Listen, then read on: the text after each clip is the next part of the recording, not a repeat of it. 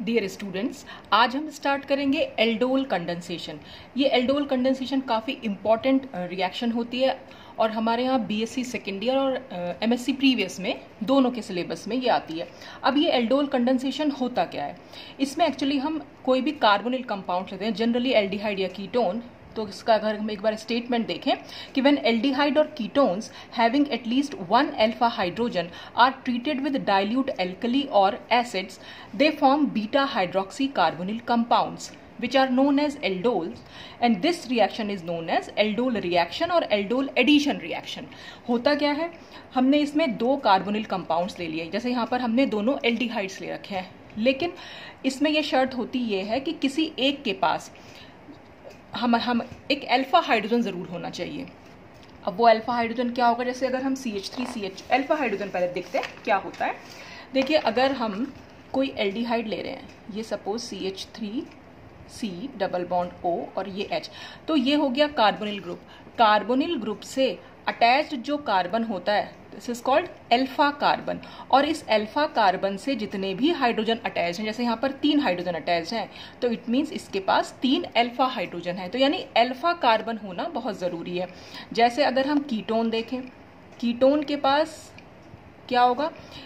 इस कीटोन यानी ये वाले ग्रुप से, कार्बोनिल ग्रुप से, इधर भी एक अल्फा कार्बन है और इधर भी एक अल्फा कार्बन है। तो इसका मतलब इसके पास यहाँ पर 3 अल्फा हाइड्रोजन और ये भी 3 अल्फा हाइड्रोजन, कुल मिलाकर 6 अल्फा हाइड्रोजन है। अच्छा, अगर हम देखें बेंजल्डिहाइड को, सपोज ये ऐसे है, तो बेंजल्डिहाइड में तो ये C double bond O, suppose इसको हम ऐसे लिख देंगे, C डबल बॉन्ड O और ऐसे सपोज इस तरह से लिख दिया। तो ये जो कार्बोनिल ग्रुप है, इससे जो नेक्स्ट कार्बन है, अगर आप यहाँ कार्बन देखें तो इस कार्बन के पास कोई हाइड्रोजन नहीं है, तो इसका मतलब इसके पास नो अल्फा हाइड्रोजन। तो हमेशा कार्बोनिल ग्रुप से जो नेक्स्ट कार्बन है उससे बस आपको हाइड्रोजन चेक करनी होती है। जैसे अगर हम फॉर्मेल्डिहाइड देखें, फॉर्मेल्डिहाइड में क्योंकि इस कार्बोनिल ग्रुप से कोई भी अल्फा कार्बन अटैच्ड नहीं है, इसलिए कोई भी अल्फा हाइड्रोजन नहीं है, तो इसके पास भी नो अल्फा हाइड्रोजन। तो किसी भी ग्रुप से अटैच्ड पहला कार्बन हमेशा अल्फा कार्बन होता है और उससे अटैच्ड जितनी भी होती हैं वो अल्फा हाइड्रोजन्स कहलाती हैं। तो यहाँ पर बेस या एसिड की प्रेजेंस में ये रिएक्शन हो जाती है। तो हमने 2 ग्रुप्स ले लिए, यानी कि 2 कार्बोनिल कंपाउंड्स लिए, और उनसे जो प्रोडक्ट हमारा बना उसे हम एल्डोल कहते हैं। एल्डोल क्यों कहते हैं? क्योंकि इस ग्रुप में अगर आप देखें तो एक तो आपको एल्डिहाइड ग्रुप दिखाई दे रहा है और एक यहाँ पर अल्कोहलिक ग्रुप है। तो अल्कोहल का तो लास्ट का ओल ले लिया और एल्डिहाइड का स्टार्टिंग का एल्ड ले लिया, तो दोनों को मिलाकर एल्डोल बन गया। और अगर हम इसका नाम देखना चाहें तो फिर तो आप नॉमेनक्लेचर करके 3 हाइड्रोक्सी, क्यों? क्योंकि यहाँ से आपने नंबर 1 लिया, ये नंबर 2, फिर ये नंबर 3, तो 3 पर हाइड्रोक्सी ग्रुप अटैच्ड है। 3 हाइड्रोक्सी क्योंकि 4 कार्बन है, इसलिए ब्यूटेन और एल्डिहाइड का अल, तो 3 हाइड्रोक्सी ब्यूटेन, तो कंबाइनली हम इसको एल्डोल कह देते हैं। तो ये तो एग्जाम्पल हुआ एल्डोल रिएक्शन का, या हम इसको बोल देते हैं एल्डोल एडिशन रिएक्शन, क्योंकि ये दोनों के दोनों कंपाउंड आपस में ऐड हुए हैं। अब अगर हमें एल्डोल कंडेंसेशन देखना है, कंडेंसेशन का मतलब होता है कोई भी मॉलिक्यूल में से कोई स्मॉल मॉलिक्यूल अगर निकल जाए, जैसे यहाँ पर अगर हम वाटर मॉलिक्यूल को निकाल दें इस कंपाउंड में से, तो फिर वो हम कहेंगे कि वो कंडेंसेशन रिएक्शन है। तो इसी कंपाउंड को अगर हम हीट कर दें, कई बार तो हीट करने पर, या कई बार जो हमने यहाँ बेस लिया है या एसिड लिया है उसकी प्रेजेंस में यहाँ पर डिहाइड्रेशन हो जाता है। और वो डिहाइड्रेशन होता कैसे है? डिहाइड्रेशन का जहाँ पर ये OH ग्रुप जुड़ा हुआ है और जो ये हमारा ग्रुप था, इस ग्रुप की जो अल्फा पोजीशंस है उससे एक हाइड्रोजन और ये OH, ये दोनों के दोनों निकल जाते हैं, यानी एक H और एक OH निकलेगा, तो यहाँ पर डबल बॉन्ड आ जाएगा। तो CS डबल बॉन्ड CH, तो इससे क्या मिलता है हमें? Alpha beta unsaturated carbonyl compounds यहाँ पर फॉर्म होते हैं जब हम इस एल्डोल का कंडेंसेशन कराते हैं। तो आपको ये ध्यान रखना है, जहाँ पर भी OH है और अगर कोई ग्रुप तो जुड़ा हुआ होगा ही वहां से, तो ग्रुप की अल्फा पोजीशन से आपको H निकालना है। देखिए, ये OH जो है यहाँ से भी H निकल सकता है, यहाँ से H निकले और ये OH निकले, तो यहाँ पर डबल बॉन्ड आएगा, लेकिन तब हमारे पास alpha beta unsaturated carbonyl compound नहीं बन पाएंगे, हमें चाहिए होते हैं अल्फा बीटा। तो ये तो ग्रुप हो गया, ये पोजीशन अल्फा कहलाती है और ये पोजीशन बीटा, तो अल्फा बीटा के बीच में डबल बॉन्ड है और ये अल्फा बीटा कार्बोनिल कंपाउंड्स यहाँ पर बनते हैं। ये हाईली सब्स्टिट्यूटेड एल्कीन बनती है एक्चुअली, यहाँ पर इतनी हाईली सब्स्टिट्यूटेड नहीं बन पाएगी, इसलिए हम हमेशा ग्रुप की अल्फा पोजीशन से हाइड्रोजन को निकालते हैं। तो ये तो हुआ एल्डोल कंडेंसेशन। अब हम आते हैं इसकी मैकेनिज्म में। मैकेनिज्म इसकी दो तरीके से हो सकती है, क्योंकि ये एसिड की प्रेजेंस में भी हो सकता है और बेस की प्रेजेंस में भी हो सकता है। तो सबसे पहले हम देखेंगे एसिड कैटालाइज्ड मैकेनिज्म। अब एसिड कैटालाइज्ड मैकेनिज्म में सबसे पहला स्टेप जो होता है वो इनोलाइजेशन होता है।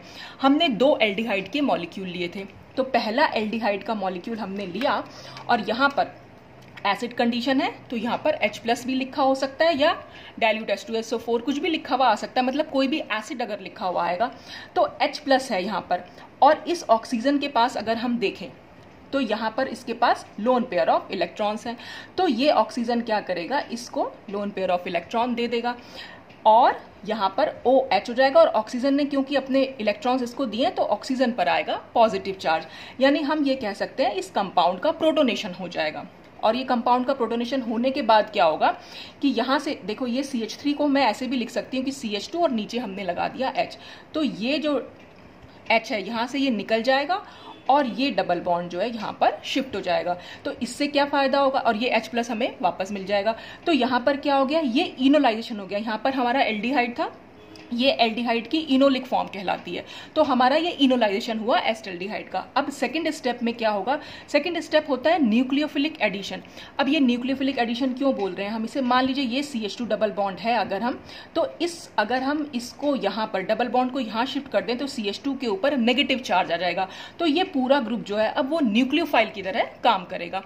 तो जब ये न्यूक्लियोफाइल की तरह काम करेगा तो इसे कोई इलेक्ट्रोफिलिक सेंटर भी चाहिए होगा, तो वहां पर इलेक्ट्रोफिलिक सेंटर, यहाँ पर दूसरा जो एल्डिहाइड का मॉलिक्यूल है वो इलेक्ट्रोफिलिक सेंटर की तरह यहाँ पर काम करता है। अब देखें कैसे होता है। तो ये तो हमने एल्डिहाइड का, ये तो हमारा न्यूक्लियोफाइल बन गया। एक जो दूसरा एल्डिहाइड का मॉलिक्यूल है उसकी भी एसिड से रिएक्शन होगी और हमारा यही कंपाउंड ये जो है फॉर्म होकर आएगा, जो मैंने यहाँ पर बना दिया है।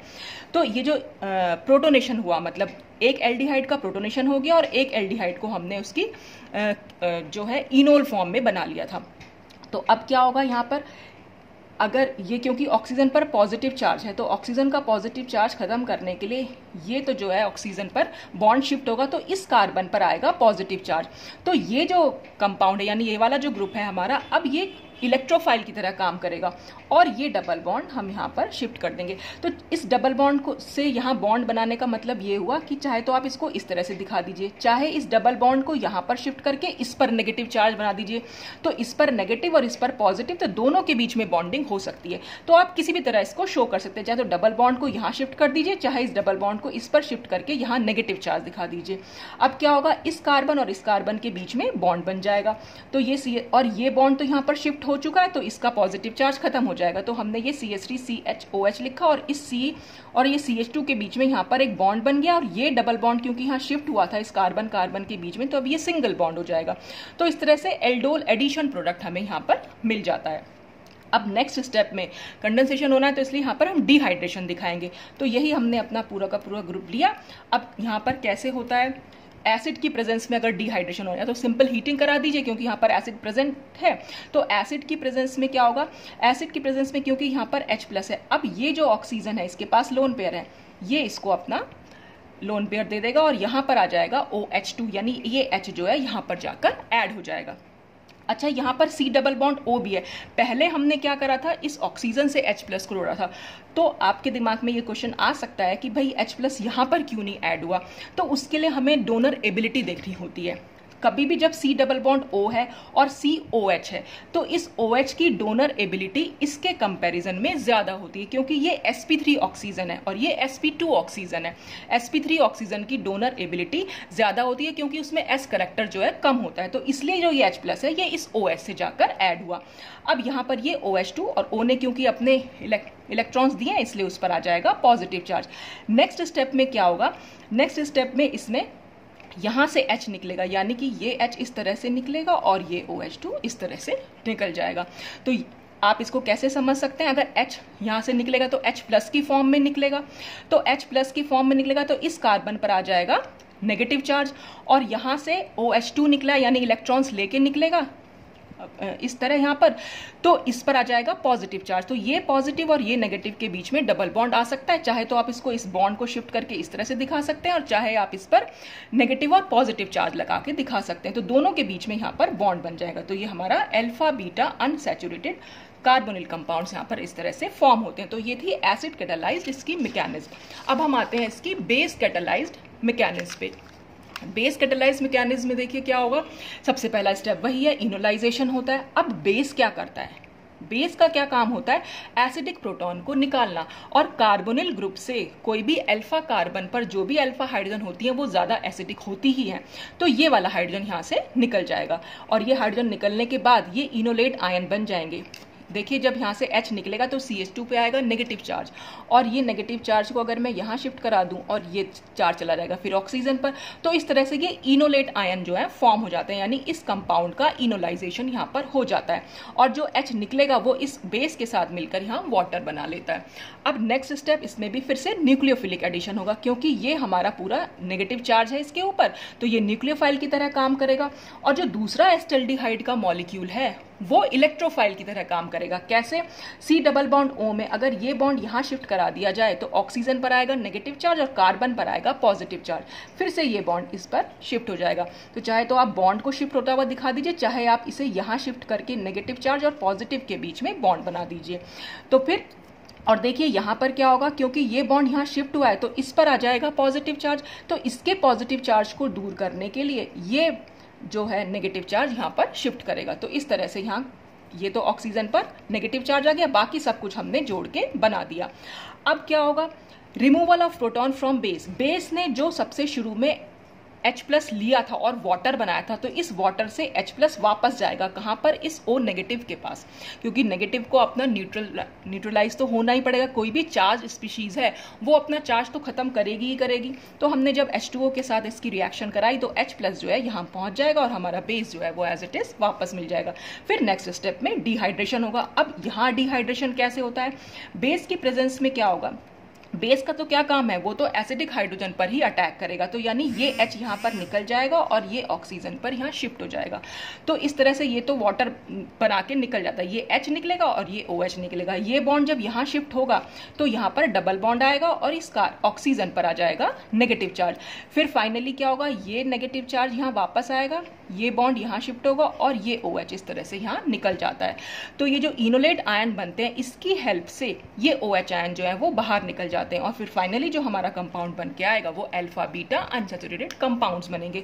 तो ये हो जाती है इसकी बेस कैटालाइज्ड मैकेनिज्म। तो BSc सेकेंड ईयर के लिए इतना बहुत है कि एल्डोल कंडेंसेशन का आपने स्टेटमेंट दे दिया, उसकी रिएक्शन दे दी, फिर एसिड बेस कैटालाइज्ड इसकी मैकेनिज्म दे दी। अब अगर MSc में है अगर आप है तो फिर आपको आगे भी थोड़ा सा एक्सप्लेन करना पड़ेगा। जैसे कि सबसे इसमें ले लेंगे हम अब क्रॉस्ड एल्डोल कंडेंसेशन। अब ये क्रॉस्ड एल्डोल कंडेंसेशन क्या होते हैं, क्रॉस्ड एल्डोल में क्या होता है, दो डिफरेंट कार्बोनिल कंपाउंड्स के बीच में, पहले आपने देखा दोनों एस्टल्डिहाइड हमारे पास सेम थे तो दोनों के बीच में रिएक्शन, तो वो तो सिंपल एल्डोल कंडेंसेशन होती है। लेकिन क्रॉस्ड में हम दोनों एल्डिहाइड अगर ले रहे हैं या एल्डिहाइड कीटोन ले रहे हैं या दो कीटोन ले रहे हैं, वो दोनों के दोनों हमें डिफरेंट लेने पड़ेंगे। जैसे यहाँ पर अगर हमने रिएक्शन दिखाई है वो एस्टल्डिहाइड के बीच में और प्रोपेन एल्डिहाइड के बीच में रिएक्शन दिखाई है, तो बेस की प्रेजेंस में जब ये रिएक्शन होगी यहाँ पर हमें 4 डिफरेंट टाइप के कंपाउंड्स देखने को मिलते हैं। अब ये क्यों होता है, क्योंकि जब हमने ये दो मॉलिक्यूल्स लिए हुए हैं, अब देखिए हमने ये ऐसा तो नहीं है कि खाली एक मॉलिक्यूल लिया और एक मॉलिक्यूल लिया होगा, अगर एटलीस्ट हमने 1 मोल भी लिए होंगे दोनों के, तो 1 मोल में तो पूरा एवोगैड्रो नंबर आता है, यानी कि 6.023 इंटू 10⁻23 मॉलिक्यूल्स होते हैं। तो एस्टल्डिहाइड के भी बहुत सारे मॉलिक्यूल्स होंगे और प्रोपेनल्डिहाइड के भी बहुत सारे मॉलिक्यूल्स होंगे, तो वो आपस में भी कंडेंस कर सकते हैं, यानी वो आपस में भी एल्डोल रिएक्शन को शो कर सकते हैं। तो एक प्रोडक्ट तो इस एस्टल्डिहाइड का दूसरे एस्टल्डिहाइड के साथ जो रिएक्शन होगी उससे बनेगा, दूसरा प्रोडक्ट इस प्रोपेनल्डिहाइड का दूसरे प्रोपेनल्डिहाइड के साथ दूसरा प्रोडक्ट बनेगा, और तीसरे प्रोडक्ट क्या होगा कि एक बार अगर हमने इसमें से अल्फा हाइड्रोजन निकाली होगी तो वो इसके कीटोनिक ग्रुप पर यानी ये कार्बोनिल ग्रुप पर अटैक करेगा, और एक बार हम इसमें से अल्फा हाइड्रोजन निकालेंगे, ये न्यूक्लियोफाइल की तरह काम करेगा और इस पर जाकर ऐड होगा। तो उसी बेसिस पर हमने ये रिएक्शंस जो है यहाँ पर शो कर दिए। तो इसलिए यहाँ पर 4 प्रोडक्ट्स हमें देखने को मिलते हैं। लेकिन ये जो 4 प्रोडक्ट्स मिलते हैं इस तरह से अगर रिएक्शन अगर हम करा रहे हैं तो ये बहुत लिटिल इंपॉर्टेंस वाली समझी जाती है, क्योंकि 4 प्रोडक्ट तो हमें नहीं चाहिए। अगर हमें सिंपल एक ही प्रोडक्ट चाहिए तो इस क्रॉस एल्डोल कंडेंसेशन को ज़्यादा यूजफुल बनाने के लिए हम क्या करते हैं कि जो दोनों हम एल्डिहाइड या दोनों कीटोन या दोनों एक एल्डिहाइड एक कीटोन ले रहे हैं, उसमें से क्या करते हैं, किसी एक कंपाउंड के पास जिसके पास अल्फा हाइड्रोजन ना हो ऐसा कंपाउंड लेते हैं, और दूसरा एल्डिहाइड हम ऐसा लेते हैं जिसके पास अल्फा हाइड्रोजन हो।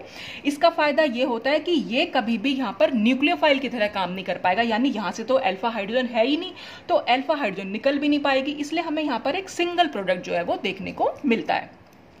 तो यहां पर क्या होगा, अब जब जैसे हमने ये बेंजिल्डिहाइड ले लिया और ये एस्टल्डिहाइड लिया, देखिए सिंपल जो एल्डोल रिएक्शन होती है वो सिंपली होता क्या है, यहां से एक H निकलता है, ये एक H निकला और यहां इस ऑक्सीजन के साथ जाकर वो ऐड हो जाता है। सिंपल सी रिएक्शन होती है, ये H निकल के यानी जो न्यूक्लियोफाइल की तरह काम कर रहा है, यानी जिस पे भी अल्फा हाइड्रोजन है वहां से अल्फा हाइड्रोजन निकलती है और इस ऑक्सीजन के साथ अटैच हो जाती है। तो हमारा कंपाउंड अगर हम यहाँ बना के देखें तो C6H5 और ये बनेगा C, ये हो जाएगा OH, ये H रहेगा, ये हमारा CH2 हो चुका है क्योंकि यहाँ से हाइड्रोजन निकल चुकी है, तो ये CHO, ये हमारा एल्डोल जो है वो बन के आता है। अब फिर हम डिहाइड्रेशन दिखाते हैं। डिहाइड्रेशन कैसे होगा, इसकी अल्फा पोजीशन से निकलेगा हाइड्रोजन और ये हाइड्रोक्सिल ग्रुप यानी कि वाटर निकलना है, तो यहाँ से अगर हम एक H और ये OH निकाल दें तो ये H हटा दीजिए, यहाँ से OH, तो यहाँ डबल बॉन्ड आ जाएगा, तो हमारा कंपाउंड जो है फाइनल ये बन जाता है। तो जो सिंपल रिएक्शन होती है, रिएक्शन में हमें सिर्फ एक न्यूक्लियोफाइल और दूसरा इलेक्ट्रोफाइल हमारे पास होना चाहिए, और फिर हम सिंपल न्यूक्लियोफिलिक एडिशन करा देते हैं और फिर डिहाइड्रेशन कराकर हमारा alpha beta unsaturated carbonyl compound जो है बन जाते हैं। तो अगर हमें क्रॉस्ड एल्डोल कंडेंसेशन को ज्यादा यूजफुल बनाना है तो हमें दोनों कंपाउंड में से एक कंपाउंड के पास ही सिर्फ अल्फा हाइड्रोजन होनी चाहिए, ऐसा कंपाउंड लेंगे और दूसरे के पास वो ना हो। जैसे नेक्स्ट में अगर हम देखें, नेक्स्ट में यहाँ पर अल्फा हाइड्रोजन नहीं है, लेकिन यहाँ पर इस वाले कंपाउंड के पास ये अल्फा कार्बन है, इसलिए इसकी जो है ये अल्फा हाइड्रोजन है। तो जिसके पास भी अल्फा हाइड्रोजन होगी वो हमेशा न्यूक्लियोफाइल की तरह काम करेगा। तो यहाँ से H निकलेगा और इसके ऑक्सीजन से जाकर लग जाएगा, और फिर फाइनली क्या होगा, ये OH और ये वाला H जो है फाइनली निकल, यानी इसके और इसके बीच में बॉन्ड होता है। तो अगर हम कंपाउंड बनाएंगे तो C6H5CH, ये CH था, और क्योंकि इसके ऑक्सीजन से जाकर H लगा था तो यहाँ पर एक OH होगा जो हमने फाइनली निकाल दिया है।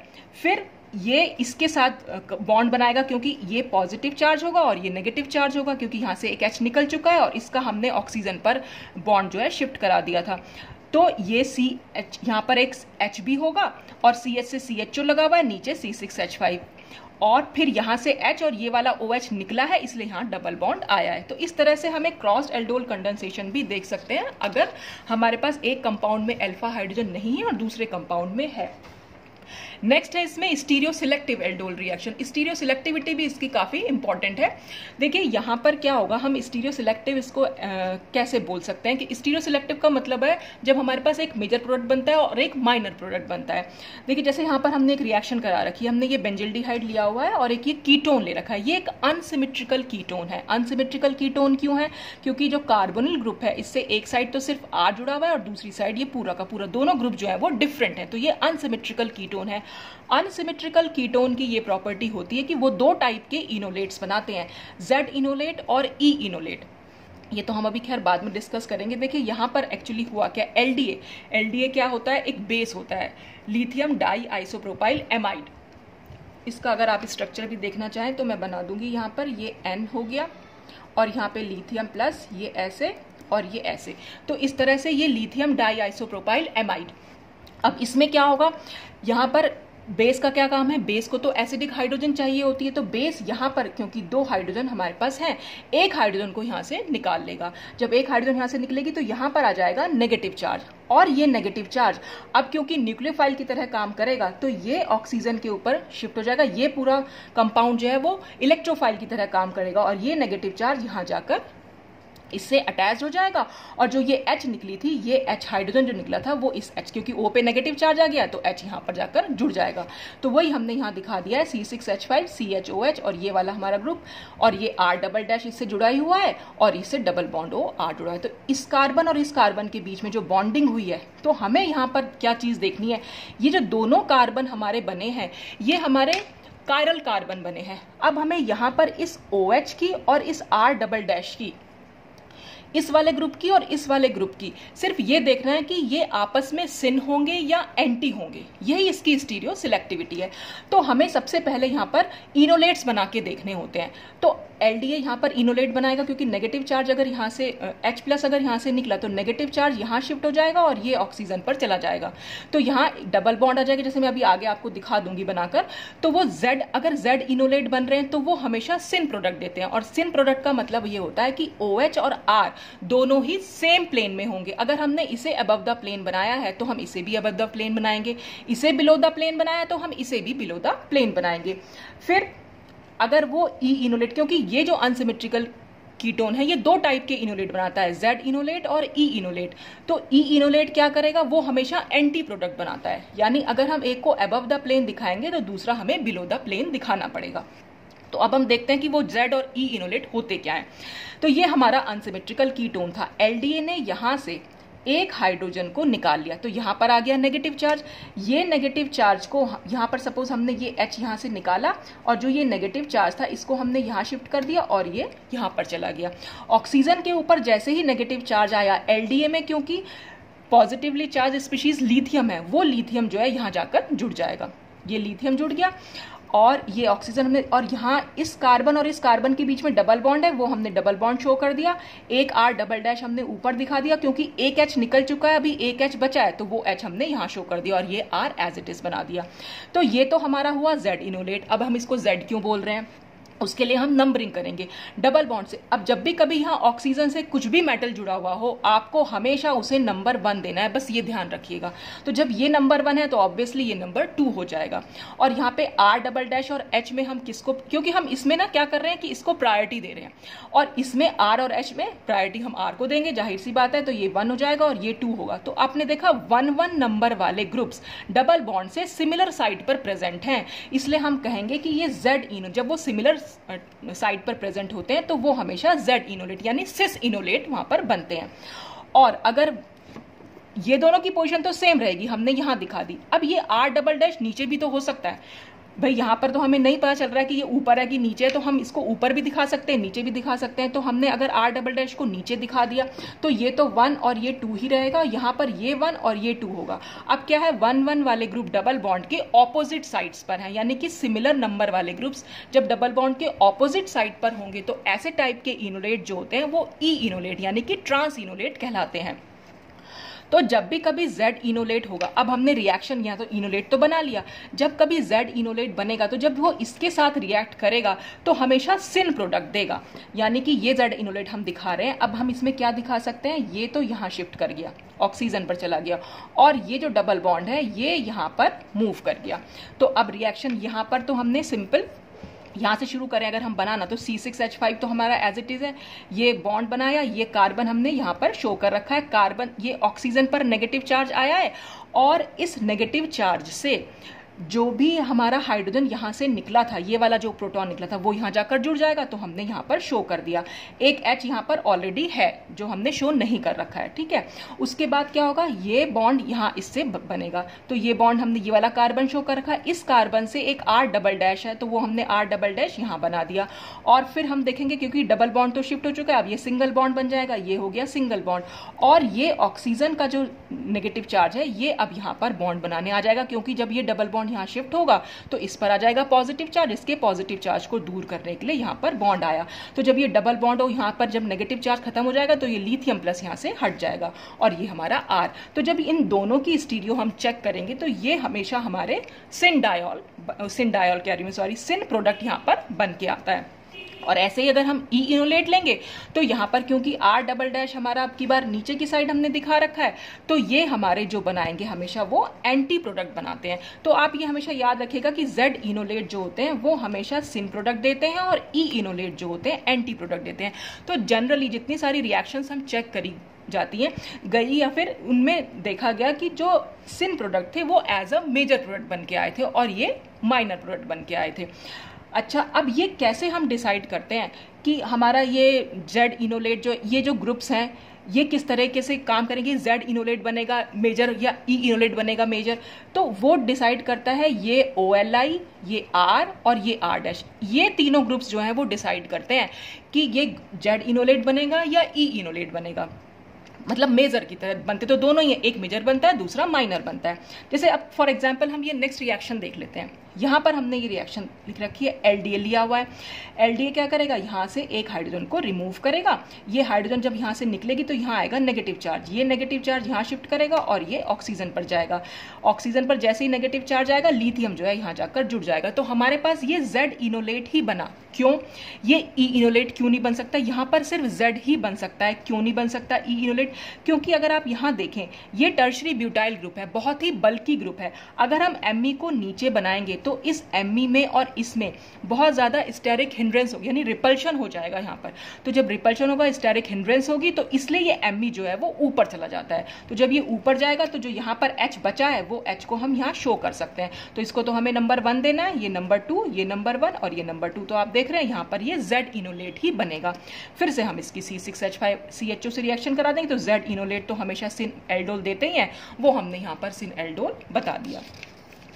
अच्छा, अब क्या होता है, जैसे साइक्लिक कीटोन्स हैं, साइक्लिक कीटोन्स में जनरली ई इनोलेट ही बन पाते हैं, वहां पर कोई और पॉसिबिलिटी होती ही नहीं है। वहां पर क्या भी देख लेते हैं, LDA का क्या काम है, डबल बॉन्ड O से नेक्स्ट हाइड्रोजन, चाहे आप ये निकाल लीजिए चाहे आप यहाँ निकाल लीजिए, दोनों ही जगह सेम है।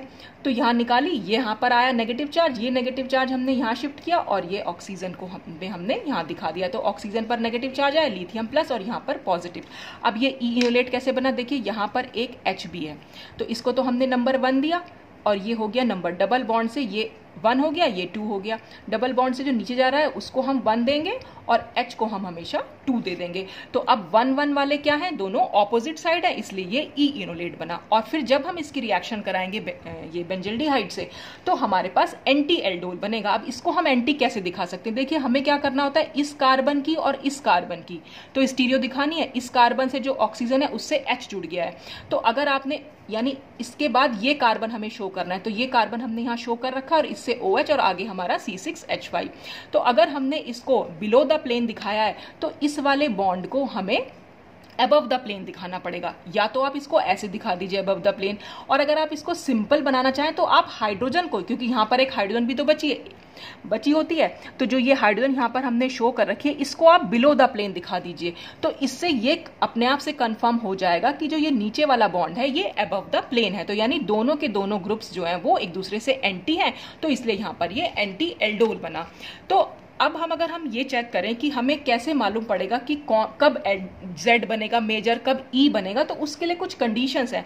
जैसे यहाँ पर अगर OLI है हमारे पास, जो हमने बेस लिया है, जो सपोज हमने LDA लिया है, तो अब यहाँ पर तो H है ही, इसके साथ तो कोई इंटरेक्शन होगा नहीं, इनकी कंडीशन हमेशा ऐसी ही रहनी है। ये वाला ग्रुप डिसाइड करेगा। अगर मान लीजिए ये ग्रुप हमारा बल्की हुआ, तो बल्की ग्रुप है तो इसके साथ तो फिर उसका इंटरेक्शन होगा, यानी कि यहाँ पर स्टेरिक हिंड्रेंस होगी, रिपल्शन होगा, तो ये ऊपर चला जाएगा। और अगर ये ऊपर चला गया तो ये R" ऊपर हो गया, H हमारा नीचे हो गया, तो अब क्या होगा, यहाँ पर Z इनोलेट बन के आएगा। और अगर ये हमारा बल्कि नहीं है तो ये नीचे ही रहेगा। तो इस बेस पर हम इसको डिसाइड कर लेते हैं। अच्छा, अगर यहाँ पर जो भी कोई मेटल जुड़ा हुआ है, सपोज कई बार हम बोरॉन के भी कुछ बेसिस ले लेते हैं, तो अगर यहाँ पर कुछ बोरॉन है और बोरॉन से लगे हुए ग्रुप्स देख लिए, तो अगर मेटल के पास कोई बल्कि सब्स्टिट्यूएंट्स हैं, तो अगर बल्कि सब्स्टिट्यूएंट्स हैं और ये भी हमारे पास ग्रुप है, तो अगर हम इसको ऊपर बनाएंगे तो इसमें और उसमें इंटरेक्शन होगा, तो उसका इंटरेक्शन फिर से स्टेरिक हिंड्रेंस देगा, रिपल्शन होगी, इसलिए R" को हम यानी यहाँ पर जो भी कोई ग्रुप है उसको हम हमेशा डाउन बनाएंगे। अच्छा, यहाँ पर अगर कोई बल्कि ग्रुप्स नहीं है तब हम इस ग्रुप को ऊपर भी बना सकते हैं, तो ये तब हमारा वो मेजर बनेगा मतलब, और यहाँ पर ये वाला मेजर बनेगा। अच्छा, अगर यहाँ पर देखें हम, ये हमारा अगर कोई बल्कि ग्रुप है, तो ये बल्कि ग्रुप है तो ऑलरेडी इसमें इन दोनों की पोजीशन तो सेम है, तो इनके बीच में तो स्टेरिक हिंड्रेंस होगा ही होगा ऑलरेडी। तो अब अगर हम R" को, तो जब इनके बीच में रिपल्शन होगा तो रिपल्शन से क्या होगा, ऑक्सीजन वाला जो ये जो बॉन्ड है ये थोड़ा सा इधर शिफ्ट हो जाएगा। तो अगर हम इस वाले ग्रुप को ऊपर बनाते हैं तो फिर इन दोनों के बीच में भी स्टेरिक हिंड्रेंस होगी, यानी यहाँ पर भी रिपल्शन होगा, इसलिए हम R जो ये वाला ग्रुप है इसको हम हमेशा डाउन रखेंगे। तो कुछ कंडीशंस हैं जो आपको ध्यान में रखनी पड़ेंगी, उस बेसिस पर आप Z या E इनोलेट को एज अ मेजर यहाँ पर दिखा सकते हैं। अब नेक्स्ट आती है इंट्रामोलिकुलर एल्डोल कंडेंसेशन। ये जो है कंपटीशन लेवल के हिसाब से सबसे ज्यादा इंपॉर्टेंट है। एमएससी लेवल पे इतना नहीं पूछी जाती, लेकिन कंपटीशन लेवल में इंट्रामोलिकुलर एल्डोल कंडेंसेशन सबसे ज्यादा इंपॉर्टेंट मानी जाती है। अब इंट्रामोलिकुलर का क्या मतलब हुआ, ये एक ही मॉलिक्यूल में आपको एल्डिहाइड और कीटोन दोनों मिल जाएंगे, या दोनों कीटोन होंगे या दोनों एल्डिहाइड, कुछ भी हो सकता है, मतलब एक ही मॉलिक्यूल में आपको। जैसे अगर आप यहाँ वाला मॉलिक्यूल देखें, इसमें ये पोर्शन एल्डिहाइड ग्रुप है और ये वाला पोर्शन जो है वो कीटोनिक ग्रुप है। अब हमने बेस लिया।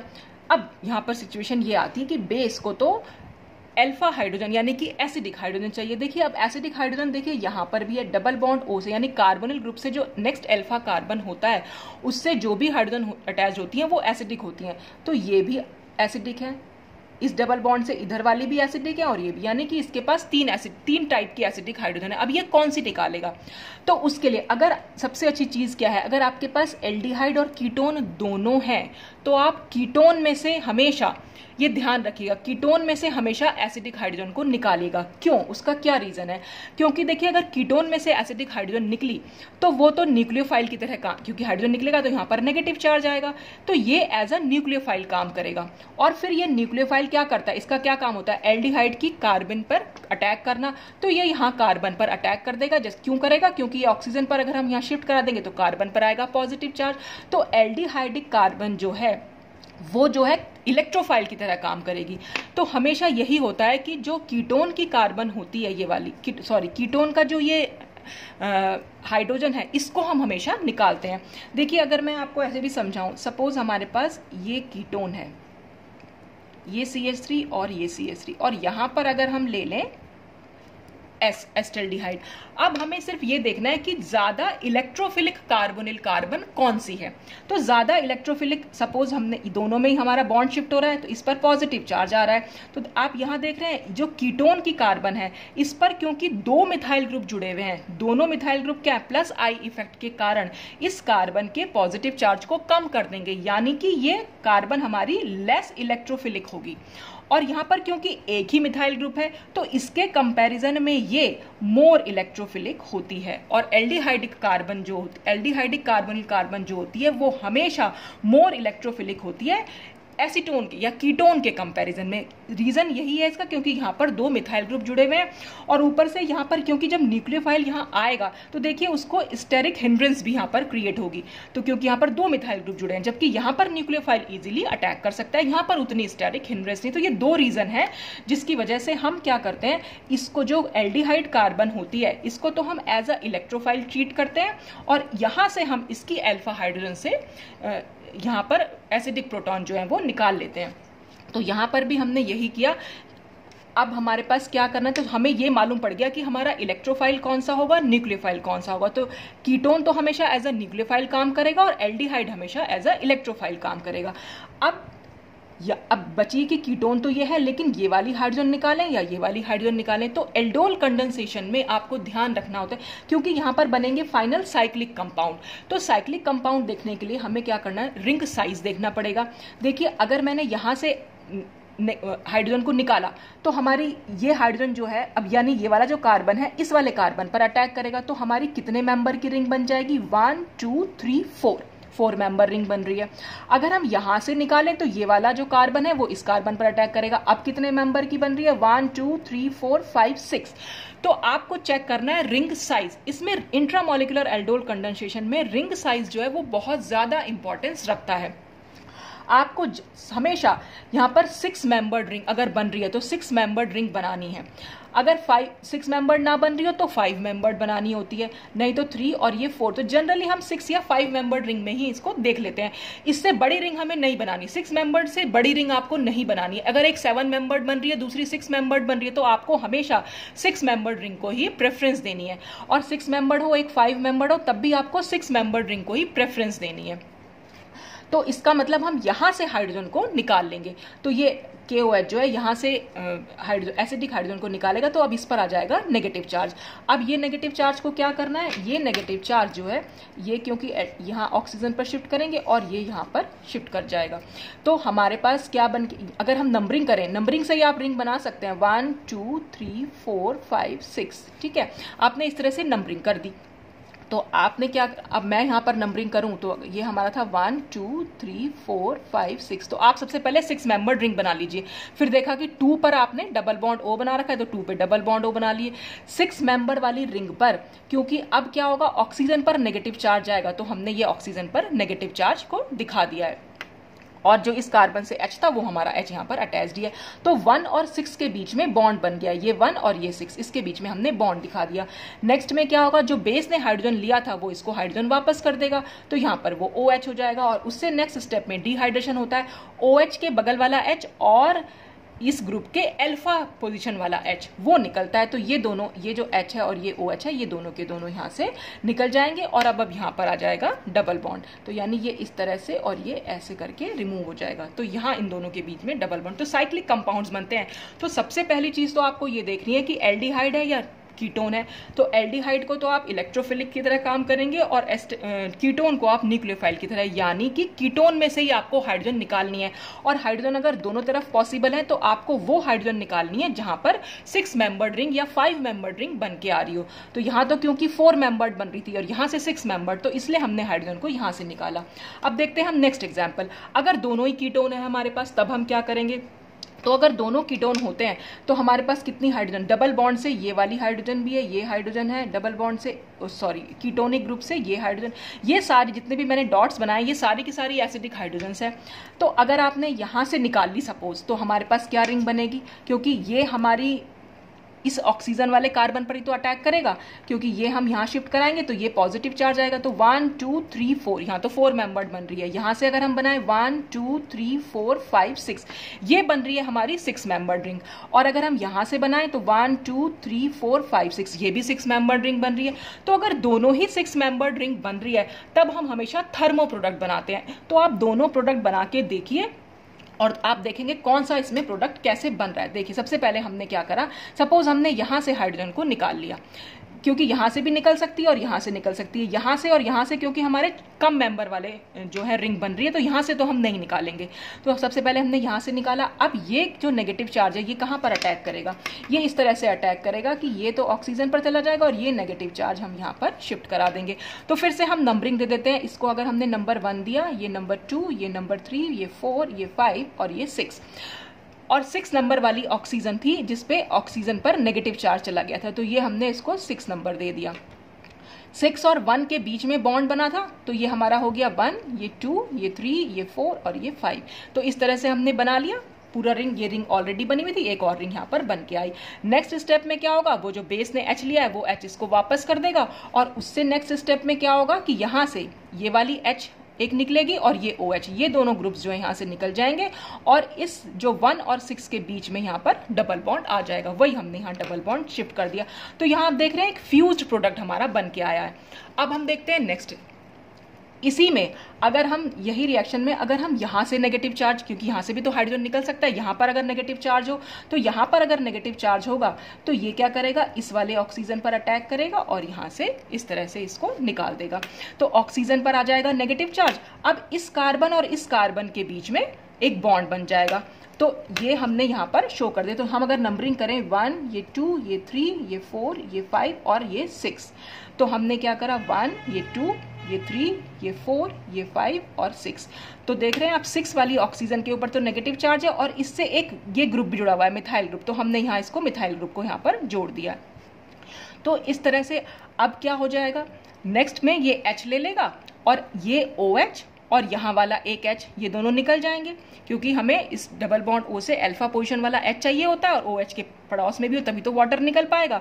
तो ये मैंने एक ही स्टेप में यहाँ दिखा दिया। तो 1 और 6 के बीच में हमेशा डबल बॉन्ड आता ही है। 1 6 पोजीशन पर यहाँ डबल बॉन्ड आया, तो आप यहाँ देख रहे हैं ये एक ब्रिज्ड कंपाउंड बन गया।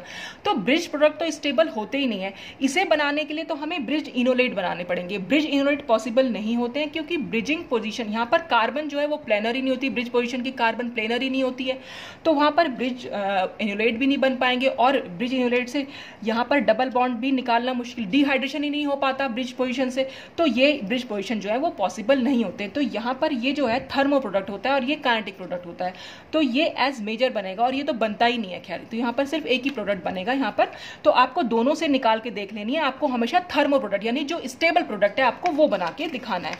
जैसे अगर हम एक लास्ट एग्जाम्पल, अब जरा सा रह गया, वीडियो बहुत लंबी हो गई है ऑलरेडी। अब देखिए यहाँ पर भी दो कीटोनिक ग्रुप हैं। अब इसके पास भी ये हाइड्रोजन है, ये हाइड्रोजन है, ये हाइड्रोजन है और ये हाइड्रोजन। हम कौन सी निकालें? अगर हम यहाँ से निकालते हैं तो ये 1 2 3 4 5, ठीक है। और अगर हम यहां से निकालते हैं तो 1 2 3 4 5, दोनों तरफ से 5 बन रही है। तो जब दोनों तरफ से रिंग साइज सेम बनती है तो हम हमेशा थर्मो प्रोडक्ट बनाते हैं। यानी अब हम यहां पर जो है, देखिए पहले वाले में तो हमने ब्रिज प्रोडक्ट बन रहा था, लेकिन कई बार वो ब्रिज प्रोडक्ट नहीं बन रहा है, तब हम क्या करेंगे? तब हम इनोलेट बना के देखेंगे। सपोज अगर हमने यहां से निकाला तो यहाँ पर नेगेटिव चार्ज आ जाएगा। अगर हम यहाँ से H निकाल देंगे तो नेगेटिव चार्ज आएगा, ये नेगेटिव चार्ज यहाँ पर शिफ्ट हो जाएगा और ये ऑक्सीजन। तो हम इसको कैसे दिखा सकते हैं? ये डबल बॉन्ड बना, यहाँ पर हमारा ऑक्सीजन पर नेगेटिव चार्ज गया और ये बॉन्ड हमने एज इट इज दिखाया। यहाँ पर CH3 था, क्योंकि एक H निकल गई तो अब CH2 बचा, उस CH2 के दोनों H को हम ऐसे दिखा सकते हैं। और अगर हम यहाँ से निकालेंगे तो यहाँ से भी डबल बॉन्ड, ये नेगेटिव चार्ज होगा, ये नेगेटिव चार्ज यहाँ शिफ्ट करेगा और ये ऑक्सीजन पर जाएगा। तो अब हम इसको यहाँ डबल बॉन्ड दिखाया, ये एक ग्रुप ऊपर की साइड है और यहाँ पर क्योंकि H2 था, एक H निकल गया, अभी एक H बचा है और ये हमारा O नेगेटिव और ये जो ग्रुप जाएगा। तो आप देख रहे हैं थर्मो प्रोडक्ट कौन सा होता है, यानी ये वाला डबल बॉन्ड जो है ज्यादा सब्स्टिट्यूटेड है। ये हो गया हमारा मोर सब्स्टिट्यूटेड। मोर सब्स्टिट्यूटेड हमेशा थर्मो प्रोडक्ट होते हैं। ये हमारा हुआ लेस सब्स्टिट्यूटेड, यानी डबल बॉन्ड के H आप देख रहे हैं, यहाँ पर 2 H है, यहाँ पर खाली एक H है, तो ये मोर सब्स्टिट्यूटेड होता है। और ये लेस सब्स्टिट्यूटेड, डबल बॉन्ड से अटैच्ड अगर हाइड्रोजन आपको ज्यादा दिखाई दे रहे हैं तो वो हमेशा काइनेटिक प्रोडक्ट होता है। और अगर आप, यानी वो लेस सब्स्टिट्यूटेड एल्कीन बन रही है यहाँ पर, ये लेस सब्स्टिट्यूटेड और मोर सब्स्टिट्यूटेड एल्कीन मैंने आपको लास्ट वीडियो में भी समझाई थी। तो अब बस आपको डबल बॉन्ड से अटैच्ड हाइड्रोजन चेक कर लीजिए, चाहे तो आप alpha hydrogen hyper conjugative form भी देखते हैं, तो पर यहाँ पर ज्यादा इजी है। डबल बॉन्ड से हमें H देख लिया, यहाँ पर सिर्फ एक H है, इसलिए ये मोर सब्स्टिट्यूटेड है, क्योंकि सारे H जो है वो सब्स्टिट्यूट हो गए हैं एल्कीन के, और यहाँ पर 2 H बची हुए। तो मोर सब्स्टिट्यूटेड हमारी थर्मो प्रोडक्ट हम बनाते हैं हमेशा, इसलिए हम नेगेटिव चार्ज जो है, यानी यहाँ H जो है हम यहाँ से निकालेंगे, इसका हम नेगेटिव चार्ज बनाएंगे और इसको हम पॉजिटिव चार्ज बनाएंगे। एक को न्यूक्लियोफाइल बनाना होता है, दूसरे को इलेक्ट्रोफाइल, और न्यूक्लियोफाइल और इलेक्ट्रोफाइल के बीच में हमें बॉन्ड बनाना होता है। तो बस हमने यही किया है, यहाँ से हमने एक जो है निकाला है और फिर इसको हम नेगेटिव चार्ज दिखा देंगे और ये नेगेटिव चार्ज जो है इस पर अटैक करेगा और ये ऑक्सीजन यहाँ पर आ जाएगी। तो अब अगर हम नंबरिंग दें तो ये 1 हो गया, ये 2, ये 3, ये 4, ये 5। तो अब की बार हमारी 5 मेंबर रिंग बन रही थी, यहाँ से भी 5 मेंबर बन रही थी, यहाँ से भी 5 मेंबर बन रही थी, बस दोनों के हमने इनोलेट्स बना के देख लिए। अब इनको फिर हम कंपाउंड का स्ट्रक्चर, यहाँ पर ये 1 है, ये 2, ये 3, ये 4, ये 5, तो 1 और 5 के बीच में तो बॉन्ड आ गया। 5 नंबर पर एक ऑक्सीजन है जिस पर नेगेटिव चार्ज है, 2 नंबर पर हमने डबल बॉन्ड O दिखा दिया और इसी वाले कार्बन से एक मिथाइल ग्रुप भी जुड़ा हुआ है, तो हमने वो मिथाइल ग्रुप भी दिखा दिया। उसके बाद क्या होगा, जो H इसने निकाला था वो H इसको वापस मिल जाएगा, तो यहाँ से OH और इस वाली पोजिशन से, क्योंकि ये इसकी अल्फा पोजिशन है, यहाँ से निकल जाएगा, तो दोनों के बीच में यहाँ डबल बॉन्ड आ जाएगा। तो हमें जब भी कभी ऐसा हो जाए कि सेम रिंग साइज है तो आप हमेशा थर्मो प्रोडक्ट वहां पे बना लीजिए। तो इंट्रामोलिकुलर रिएक्शन के लिए आपको सबसे पहले तो इलेक्ट्रोफाइल और न्यूक्लियोफाइल पता होना चाहिए। अगर एल्डिहाइड है तो आप उसे हमेशा इलेक्ट्रोफाइल बनाएंगे और कीटोन में से आपको अल्फा हाइड्रोजन निकालनी है, उसे आप हमेशा न्यूक्लियोफाइल बनाएंगे, ये आप याद रखिएगा। दूसरी चीज, फिर आपको अगर दोनों रिंग साइज चेक करना है, रिंग साइज में 6 मेंबर रिंग बन रही है और दूसरी 5 मेंबर रिंग, तो 6 मेंबर रिंग को ज्यादा इंपॉर्टेंस देनी है। और अगर रिंग साइज सेम हो तो आपको हमेशा थर्मो प्रोडक्ट बनाना है। अगर फ्यूज्ड बन रहा है तो वो थर्मो प्रोडक्ट होगा, और अगर मोर सब्स्टिट्यूटेड इनोलेट बन रहा है तो वो थर्मो प्रोडक्ट होगा। तो इस तरह से हम इसके इंट्रामोलिकुलर रिएक्शंस को देख सकते हैं। तो ये पूरा था एल्डोल कंडेंसेशन के बारे में। तो आज के लिए तो बस इतना ही। अब ये एल्डोल कंडेंसेशन मैंने इसलिए समझाया था क्योंकि नेक्स्ट जो मैं शुरू करूंगी वो रॉबिन्सन एनिलेशन होगा, तो जिसमें हमें एल्डोल कंडेंसेशन और माइकल एडिशन दोनों की जरूरत पड़ती है। तो ये MSc फाइनल वालों के लिए भी इंपॉर्टेंट टॉपिक है, अगर आपको ये आता होगा तभी आप रॉबिन्सन एनिलेशन कर पाएंगे। तो आज के लिए बस इतना ही, बाकी मिलते हैं फिर नेक्स्ट वीडियो में। Thanks for watching.